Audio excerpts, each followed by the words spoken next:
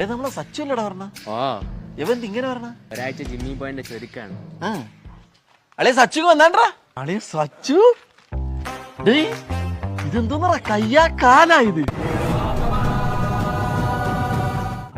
എന്താണ് അമ്മിക്കല്ലേ ഒരു തേങ്ങ ഉണ്ടെ ചമ്മന്തി അരച്ചെടുക്കല്ലേ. എന്റെ അമ്മ വിങ്സിന്റെ ഒക്കെ വിരിവൊക്കെ ഇത് എന്തോന്ന് വീതിയടാ.